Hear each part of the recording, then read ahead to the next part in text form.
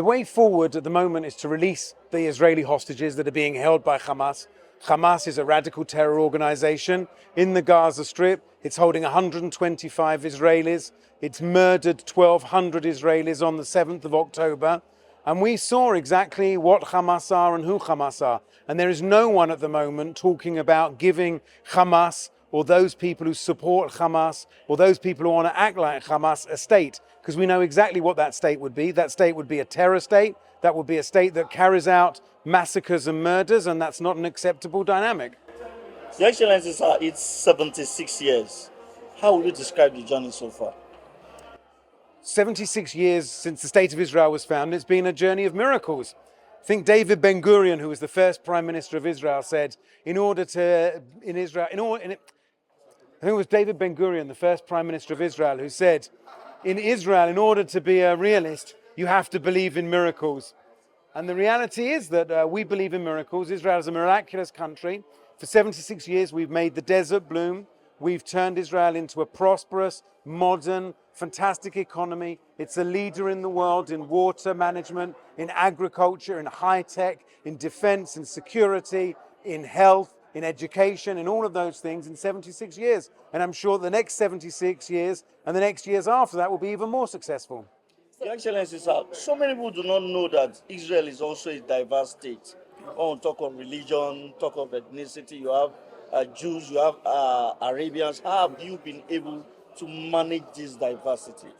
Israel is a very diverse country. It's a multi-ethnic country. We have people who live there, from Jews who live there from over 120 different countries. We have Jews, we have Christians, we have Muslims, we have Cherkessim, we have Bedouins, we have many different areas. 20% of our population is Arab, 20% of our population takes part, but everybody in Israel, whoever they are, has the vote, is part of the dynamic, is part of the country. We are a true, thriving, multifaceted democracy, multi-ethnic, multicultural, a real melting pot of people.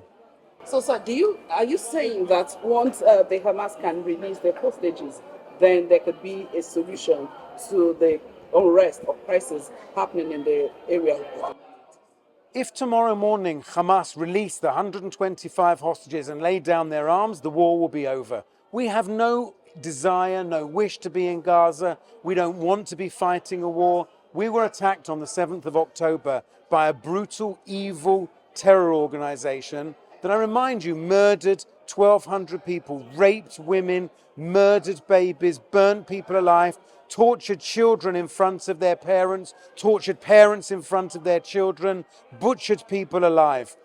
And when these people lay down their arms and they release our hostages, this will be over. We don't want to be in Gaza. There was a ceasefire. On the 6th of October, there was no war. On the 6th of October, there was a ceasefire.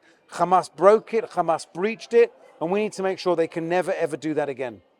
Thank you, Your Excellency, Nigerian-Israeli bilateral ties, what's on the table going forward?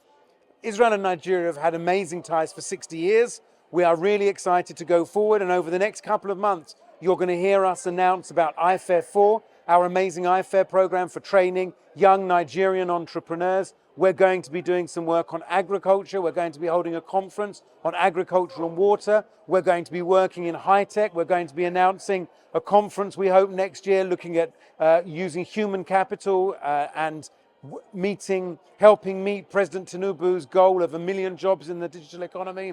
We're going to be working on a couple of football projects. The first coach of the Nigerian national football team was Israeli, Jerry Betalevi, and we're going to be doing lots and lots of projects. So together, I am convinced Nigeria is a good friend of Israel, Israel's a good friend of Nigeria, and together we're going to do some amazing things for the benefit of all Nigerians, of all Israelis, and for all of our children and grandchildren. So I'm very excited.